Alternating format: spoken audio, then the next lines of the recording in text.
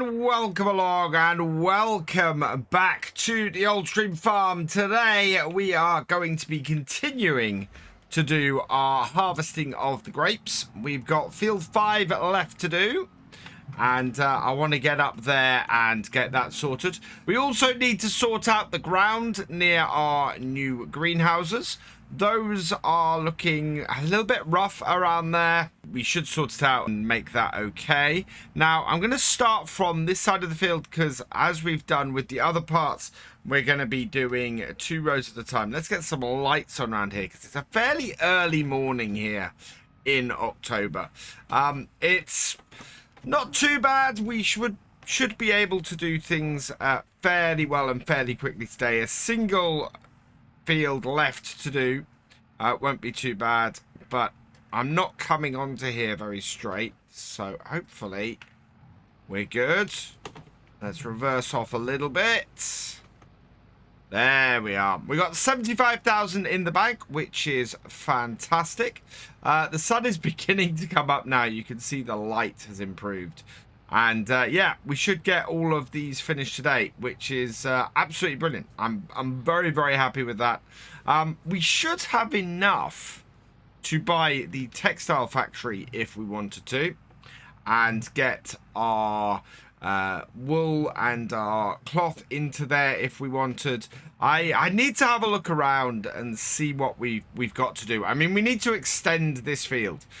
We've got a lot of planting to come to do next year, but investing in the textile factory now would actually go fairly well towards us doing things on here to get that extra cash in the new year. We would get extra money in from the wool, and it would work out fairly well. So yeah, there is that. Now, the other thing to remember is we have a few bits of equipment that we need to buy going into this winter. We definitely need a wider cultivator. I'm very tempted to get a wider mulcher as well. Something that will help us do these rows a little bit more easily.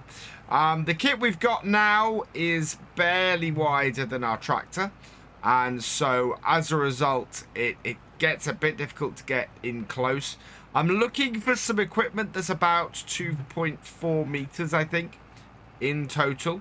So if we can find stuff that matches that width, and that will help us then to get in here and get the equipment working fairly well.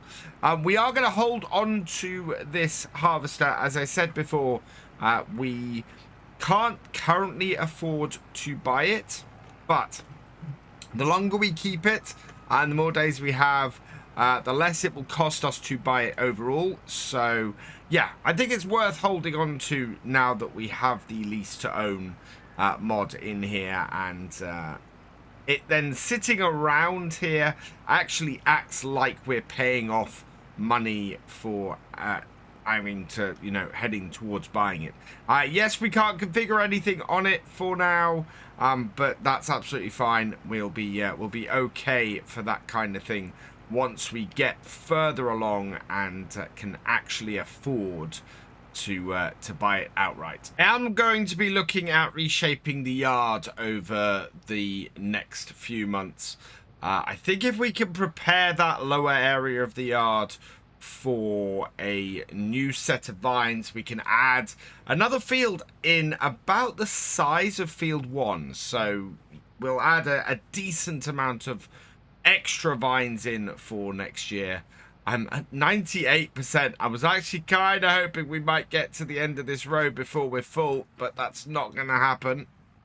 So we'll just drive forwards, drive far enough out to get our tractor behind us, and then we'll go and grab the Kubota. This little Kubota has done us really, really well since we purchased it. It's just worked brilliantly on the farm.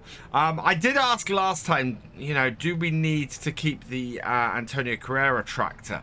And yeah, the response from you guys very much was, no, we could probably run the farm on this Kubota and the G Series Vultra, which is very, very true, especially looking to get some bigger equipment to work with. Oh, I forgot we'd got a whole load in here left over from last night. So these are going to have to go straight to the sell point, or not the sell point, straight to our factory. And it's not quite a full trailer, or not quite a full empty of the harvester. So let's just move this forward and out the way. And I'm going to back the harvester onto that. And then I'm going to turn the harvester off. Because we want to try and avoid... Well, we haven't used it for an hour so far. I think we are going to hit that today, as I was saying a moment ago. And as a result, I do want to kind of turn this off and try and avoid that. But I think we'll be very, very lucky. We are already up to... 0.9. So yeah, this is going over the hour. It is going to cost us a load of money. We have the money to do it, so it's not the end of the world. But yeah, preferably it would have been good if we'd not had to go over the hour today, because we've already paying money for having it every day anyway. Right, let's get this trailer full of grapes. Let's get them down to our factory and start turning them into some grape juice. Into our, well, in through the archway and into here. And look, we already have some grape juice coming out the front. That's fantastic. This is already processing all of our grapes that we've been bringing in. We'll reverse this up and get this tipped. I am really, really pleased with the way this has been going. We're up to sort of the mid-40s in episodes, and I normally like to do around about 50 episodes to a series, but we have so many plans still remaining for this farm that I kind of want to keep going for a little bit. So we'll probably add another year onto here, so maybe go up to 60 odd episodes for this series. Looking at our processing, we're a long way from filling this up at the moment, which is great. We have 15,000 litres of grapes in here to process, so that's also great. How are we doing with this yet? We've got wool coming through there and making textiles the other side of this wool. So, yeah, that is going to be going into the textile factory in the future. We are going to try the trick of delivering a whole load of stuff in there when the price hits the top, and then seeing if we can buy the textile factory afterwards. But we'll see how that goes. With what's happened with contracts recently, we may find that that is also something that's been patched out. Back up to the field though, and we're looking pretty good for getting this field done. It's only 9:10 and already we're a good third of the way through the field. Now I'm slightly worried. We've got nearly 46 hours on this Kubota M5 already. We did get it cheap. It was pretty much a steal, and actually I think that may be a really, really good reason for not getting rid of the Antonio Carrera tractor that we've got, because we are then relying on that Kubota an awful lot to get stuff done. And the more we use that with the hours we got on it, the more it is going to end up costing us because of repairs and maintenance. So being able to spread the work a little bit, that is going to make a huge difference over time and to our income overall. I'm actually finding it a lot easier to keep a nice straight line from in cab than out of it. The lining up of that console there on the line of the grapes, on the line of the vines, is really good and really useful. And definitely means that I'm able to keep the line fairly nice and fairly good. Now we've done about 40 odd %, yeah, from 2 rows here. So I'm hoping I can get to the end of this row and empty the other side on this load. If we're lucky, we'll make it all the way and it'll work fine, and it'll be all good. So I'm going to risk it a bit and we'll see if we can make it to the other end before we have to empty. Otherwise, I think we're going to be slightly short again and just have to drive out the end of the row to empty out into the trailer. Well, it's close. We're at 99%. 100%. Is that the whole row? No, it's not. Look, there's just one set of vines at the end where we didn't quite get it. So I'm going to have to back onto that row and just grab those quickly. We'll put this here and then run over and grab the tractor. And I think I might have to actually reverse into place. The corner of this field is really bumpy and really difficult to get a good position on. So easiest thing to do is to bring it up here and just back in here and out the way. Right, so like that. And then we will empty that out there and into our trailer. And yeah, that'll work. And this time we can empty the lot, which is perfect. So now that's emptied, let's just pull our tractor and trailer out the way.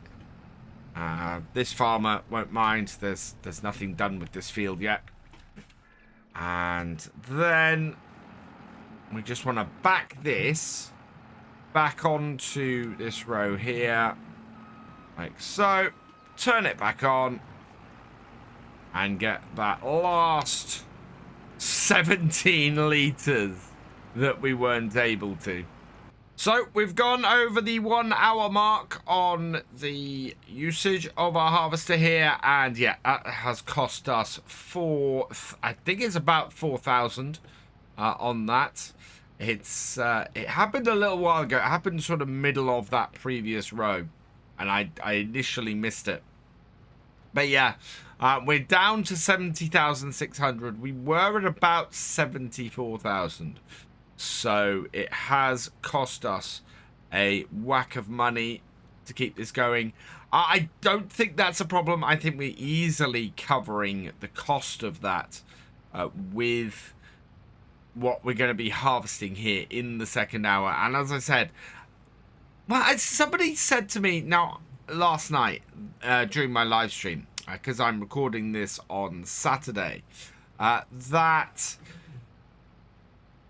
the number of hours used and the cost of the hourly usage also comes off the cost of having of how much that you eventually would have to pay to buy a leased piece of equipment, which is not something I particularly think is a good thing, but you know, it's something I need to check, and I need to do a little bit more experimentation. I think there should be a downside to using the lease to buy stuff compared to saving up and buying something outright.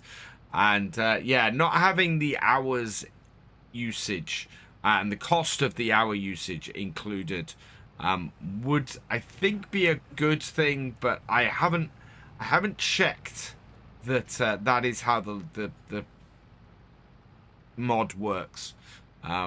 It would be good, I think, if that was the thing. It would discourage you from using a leased item too much. And it would still make it difficult for getting a tractor. Let me know in the comments what you think to that. Whether the lease to buy mod should include the hourly cost of using something, and yeah, if you know how it works, if you also have used this mod and can tell me if it includes stuff that includes the hourly amount and takes that off the total cost to buy it, then yeah, let us know that as well.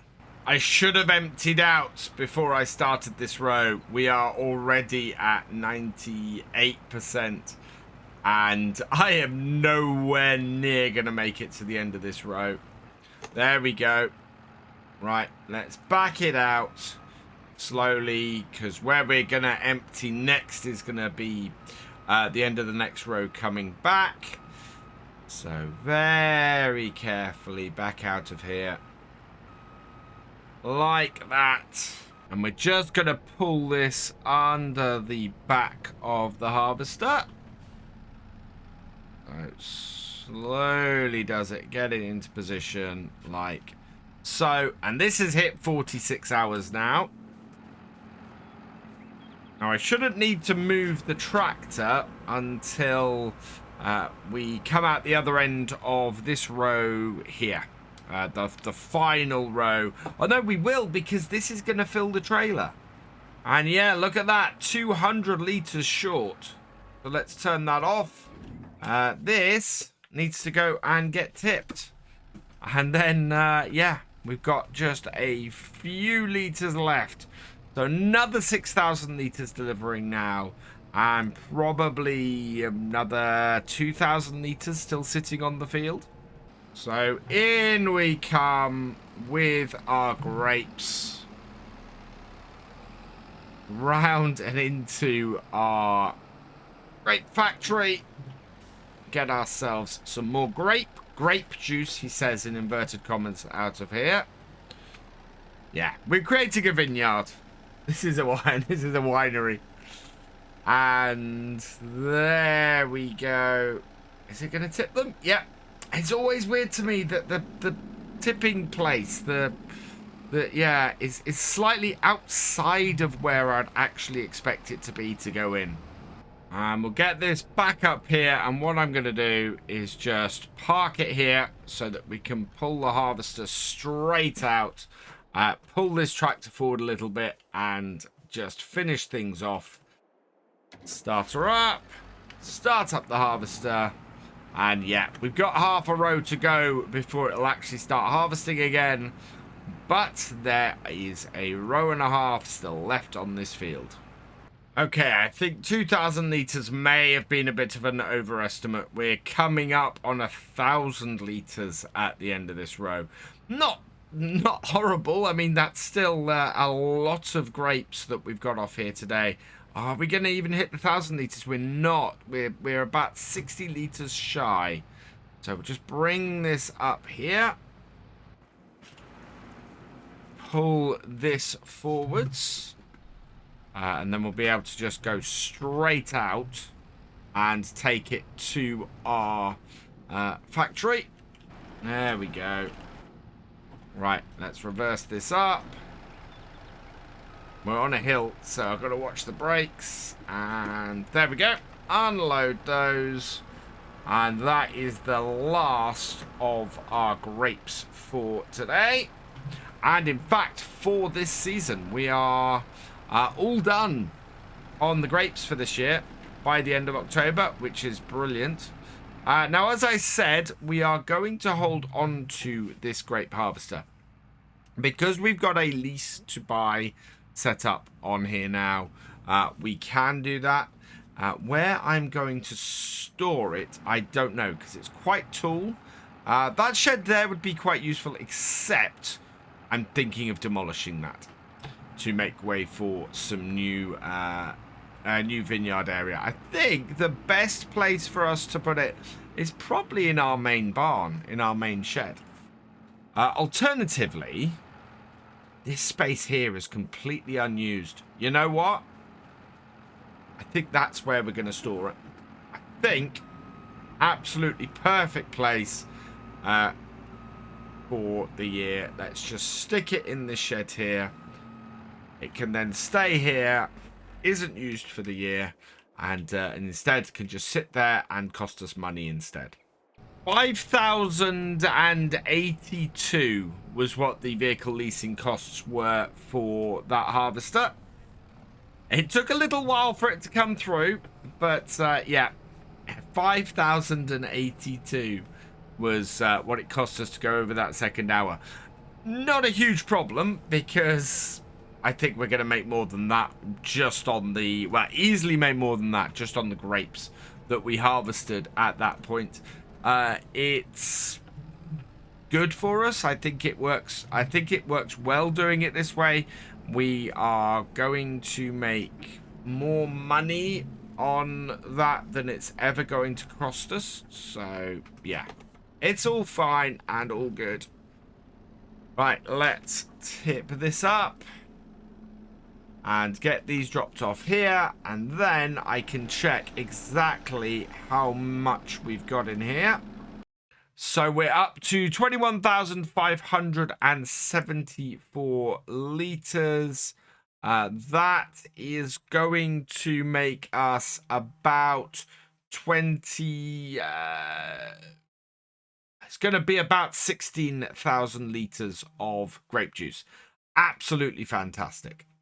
I'll leave that grape juice processing now until February, and then we'll be able to turn around and get all of that sold around then at the highest price. It'll be about 3,000 per 1,000 liters, which is a huge amount, especially considering how much we're going to be dropping off there, or how much we have dropped off there. So that is excellent.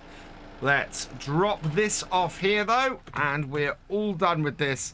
And I want to go and have a look at our greenhouses and get them sorted. And then we can go from there and see how we do. So let's stop that. Close that. And we're going to head over here. And I'm actually going to stand under the cover here so that we can do a little bit of landscaping. So if we get in closer, we can see it's really, really bumpy round here. And what I want to do is sort of raise the land from this point here. So we're going to level this out all the way across here until the road here. We're going to put a little bit of a bump in and a little bit of raised bits. So the raised bit we've got there, we're going to do on the road there. And then we're going to smooth it all out as we go a bit further. So let's landscape.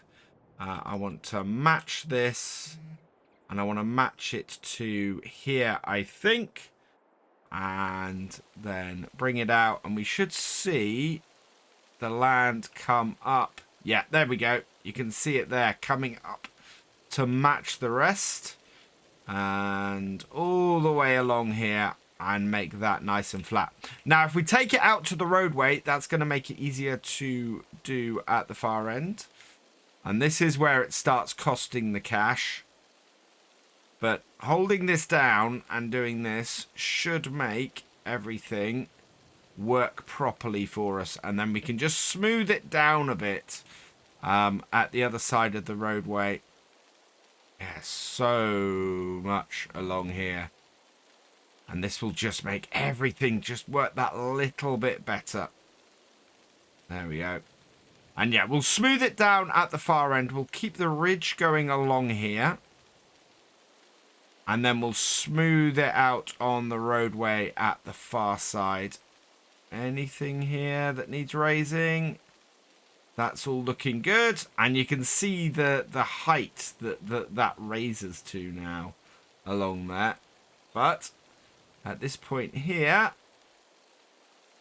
it all sort of lays out. Right, so having done that, I'm going to enlarge this a little bit and then just smooth out everything around there a bit so that it's not too bad coming onto it. Like that. And then down this end here, we're going to do the same thing, sort of going from here over to here and just sort of smooth that out over a larger area. And doing that over there should work better. And then I can see that we've got a couple of bits here that aren't flat. Yeah, just take this along here. All the way along there like that. Right, let's check that out. How does that look? Yeah, that's nice and smooth going up to there. We've got a little bit of a dip there, but this is all nice and smooth. And then we've got a little bit of a smooth dip off the end there as well. I actually think that there's a little bit of too much of a dip in this bit here. So onto here, construction and landscaping. And again, we're going to just smooth this out, larger area. And yeah, that then will just make that all look a little bit better overall. Yeah, happy with that. That's all good. So yeah, looking much, much better. And then this road going along here makes sense with this raised bit here compared to the bit down here. I think that works really, really well. And I'm actually going to take this area here, I think, and I don't know. I think I might smooth this bit out here a little bit more, actually. So let's grab that there. And this hasn't cost me as much as I thought it was going to. But I basically want to smooth this whole area out here, just to make that a little bit more functional for us. There we go. That's much better. Yep, I like that a lot. And we can still get down and into here to get those out. And down and into here to get these out. And that is going to make... There's still a drop here. That's a bit weird. I think that's really close to where the... actual bit is for that. So let's see if we can't get in there and raise it. We should be able to. No, it's costing us a load of money and not raising it. I don't think there's anything I can do about that. It just seems to have a natural dip at that point. But looking all good. So how are we for water? 7,000 odd litres. We have a look in our productions. Yeah, we're good for water, seeds, and fertilizer on all three of those. So happy with that. We're still producing fabric there, so that's still going. And we are producing grapes there, so that is all good. Animals-wise, chickens are doing well. Sheep, not so much. I think we might go and put maybe a couple of bales into the sheep. So to do that, I'm going to use my little JCB Teletruck, and we want to switch around these. Now, I've mentioned in a few videos before that I've been having problems with this Teletruck and the camera. And so I'm going to demonstrate this to you quickly. So we're inside at the moment. We can move the camera left and right easily. I come out and suddenly I lose all camera control, and again back in and I lose all camera control. Now if I switch from the front loader tool to the main thing and switch out, and I had to jump out and jump back in to reset it. So now I have the JCB itself selected. That's fine, and that's fine. So yeah, there's an oddity on this mod. On the other JCB, I don't know if I've got this in here. Let's just have a look. It's a telehandler, the other one that I had the problem with. No, I don't have it. It's not that one. There's a telehandler like this that's a JCB that's on the mod hub as well. That one has this issue, and strangely, the 10 series Fords have this issue, where if you have the main part, or if you don't have the main vehicle, the main bit of equipment selected, and you change cameras, the camera no longer moves, which is just the oddest thing. This is 4,500. This is going to be enough to feed our sheep for a little while, so that's good. But yeah, so I seem to have got past the camera issue. But I still don't know why it's happening. I don't know what's the cause of that. Wow, we've got a fair amount of wool in here as well. I might go and get my trailer and get that sorted. Before I do that, how's that for the sheep and feed? That's back in the green. We're in the green with the chickens as well. Let's go and do something I've been talking about doing for ages. And that we really, really need to get on this farm. And I'm going to put it... I think I'm going to put it down the side here. So, position, construction, tools. I don't think I have one of these anywhere. We could put it in the corner. Why is that so high up there? Yeah, I think we'll put it in the corner over here. And then that's just a nice little wash station. 1,150. And now our really, really dirty JCB Teletruck can be washed. Look at that. There we go. BF never washes his equipment. Is very true. But now I'm making this one sparkle again because this little tele truck is absolutely awesome. I absolutely love this bit of kit. It's brilliant. There we go. I think that's done it. And yeah. Right. So the other thing I probably want to do is load up the wool. And that would be a good little job to finish off today. Get that loaded up. Get that delivered down to our spinnary. At which point we can then sort things out. And yeah, we're going to make some money from textiles. How much is the fabric worth at the moment? Not a lot by the looks of things.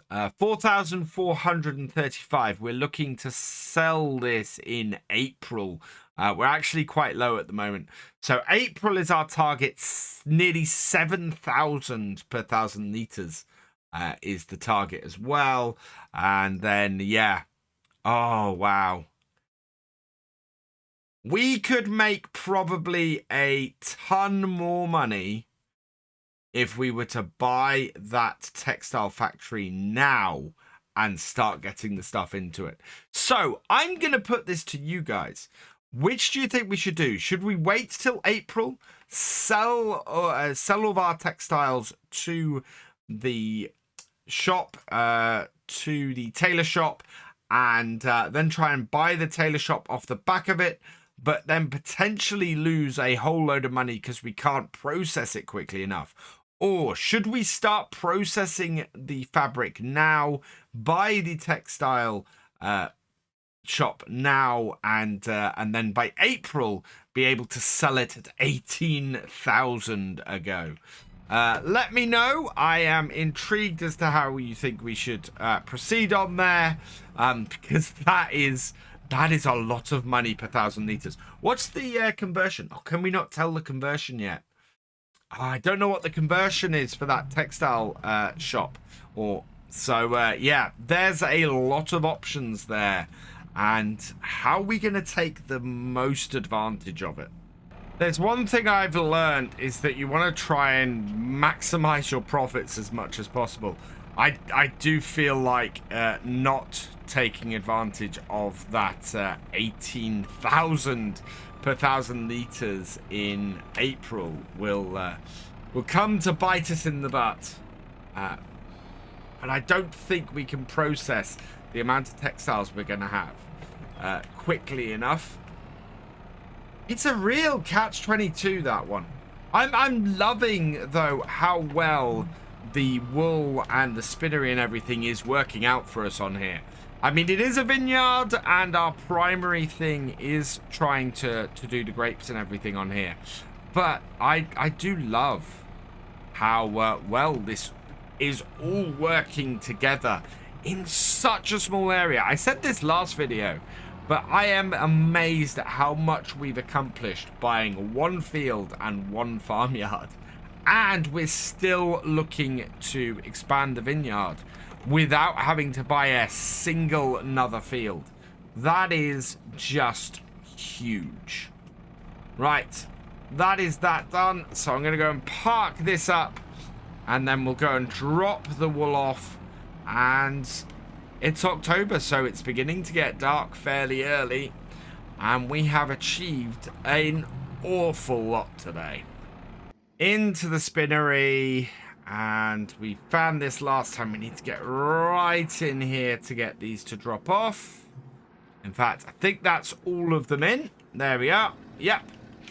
And as we had a look earlier, how is our spinnery doing? 22,000 liters we got in here.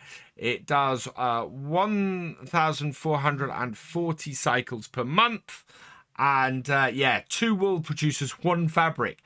Wow. So 11,000 liters of fabric we're expecting to get out of here. That's £60,000 in fabric. But it depends on what the conversion between fabric and closes, because it could be so much bigger. And 18,000 per 1,000 liters could mean that we earn just an absolute fortune. So yeah, only good things to come on here. We seem to have broken the back on this series and ready to expand further. We're going to leave this here though for today, so all that remains is for me to say thank you for watching. I hope you've enjoyed this video. Please leave a like, drop us a comment, and give it a share. Special thanks to all my patrons and channel members. Your support is invaluable in making these videos and helping the channel to grow. For more from Virtual Farmer, check out the links below, follow on Twitch to watch live, and for more videos, subscribe and ring that bell. I will see you next time. Goodbye.